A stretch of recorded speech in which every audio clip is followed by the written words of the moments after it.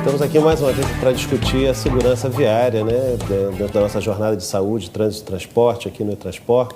E trouxemos dois convidados ilustres. Vou primeiro apresentar a vocês Fernando Diniz. Fernando Diniz é presidente da ONG Trânsito Amigo, é engenheiro, é um grande militante na segurança viária.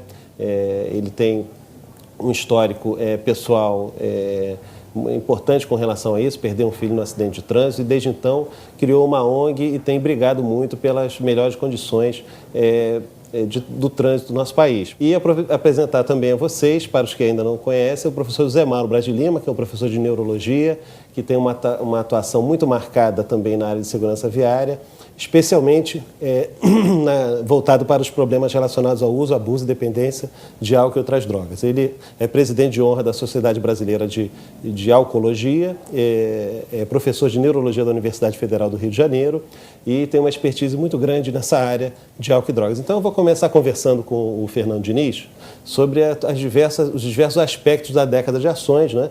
E até sobre uma certa demora do país em se inserir nesse contexto dessa mudança necessária, que é tardia e necessária no nosso país, né? Nós vivemos um momento muito especial, né? O Brasil passa por um momento muito especial, que é esse momento da década 2011-2020 de segurança viária. Essa década foi um compromisso ousado, assinado em Moscou em novembro de 2009, em que mais de 170 países assumiram o compromisso de diminuir em 50% a mortalidade no trânsito. Bom, alguns países mais adiantados já vinham com a sua política de governo firmes, como a Espanha, a França, Portugal também, e outros países, baixando esses índices de mortalidade. Me preocupa um pouco as ações aqui no Brasil. Nos preocupa porque estamos vendo um quadro do crescimento. Tudo bem, você pode levar em conta que aumenta a frota, que você tem um maior número de habilitados todos os anos tendo carteira de habilitação, mas você também tem que levar em consideração que não temos tantos concursos para agentes policiais e federais, agentes de trânsito, e nós não temos em contrapartida, uma resposta compatível com esse crescimento. Então, agora eu vou perguntar ao professor Zé Mauro, dentro desse contexto, professor Zé Mauro, e também levando em conta as questões relacionadas com o uso, abuso e dependência de álcool e outras drogas, como esse cenário, como o senhor faz uma avaliação desse cenário nesse momento? No que toca a nossa atividade como hospital, como médico, como docente, quer dizer, formando a área de saúde, e na área de álcool e droga, esse é um aspecto particularmente importante porque o álcool funciona como um dos principais fatores na dinâmica do acidente, na dinâmica do ocorrido, né? E a França é para a gente uma referência, porque eles conseguiram um fato assim fantástico, que foi diminuir a mortalidade, um número expressivo, que era em meados dos anos 90, 16 mil mortes por ano, para chegar até 4 mil mortes agora em 2011. Quer dizer, a menos de 4 mil mortes. Quer dizer, uma redução... anos, né? Conseguiram em 20 anos fazer uma redução muito expressiva. Muito grande, imenso. Quer dizer, 75% de redução. Uma redução enorme. Mas isso com o quê? Aí nós vamos aprender. Aprender que isso foi ação efetiva do Executivo, as ações da polícia nas blitz e campanhas, foi ação do Legislativo, das leis, mas foi ação também do Judiciário. Quer dizer, as penas aumentaram muito, as penas pecuniárias, as penas de restrição de liberdade. Então, essa parte foi a que causou talvez o maior impacto e fez essa redução fantástica. Precisa, e nós tivemos, o Fernando Diniz também teve lá em Brasília, no STF, mas o que nós não podemos aceitar é isso que nós tivemos, que o Fernando repete. São 50 mil, mais ou menos, 50 mil mortes por ano e 500 mil feridos todos os anos. Quer dizer, mais do que qualquer guerra, mais do que a guerra do Vietnã, e todos os anos. Então, isso é inaceitável. Então, lá que nós falamos, chegamos lá, quando eu encerrei meu último slide, era para dizer que nós não aceitamos isso.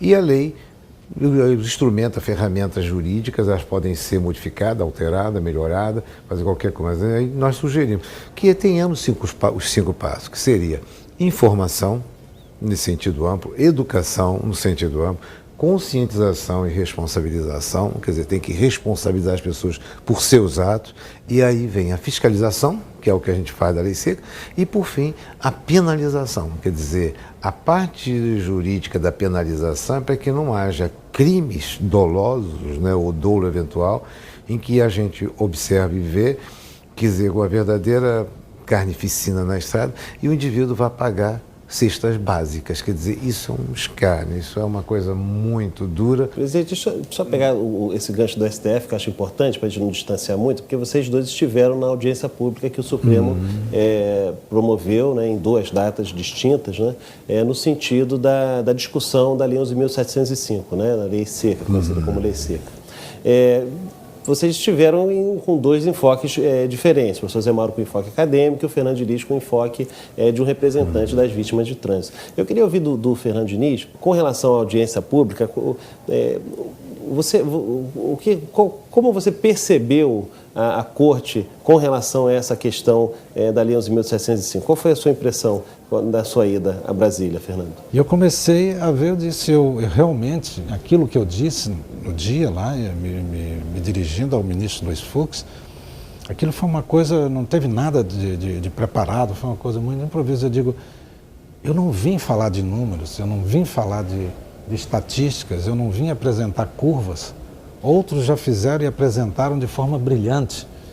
Eu vim aqui como um representante de vítima de trânsito, como um pai órfão, como eu me classifico, apresentar um depoimento autêntico e irrefutável daquele que perdeu, né, que sofreu, passou pela dor maior, que perdeu um filho em plena efervescência de suas vidas. Então eu comecei a entender e comecei a ver ali do púlpito a reação do próprio ministro Luiz Fux.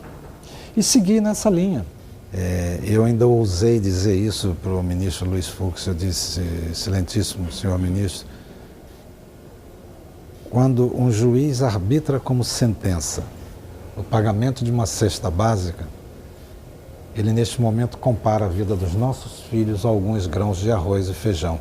Então eu deixo aqui uma pergunta no ar. Senhores da lei, quanto vale a vida dos seus filhos?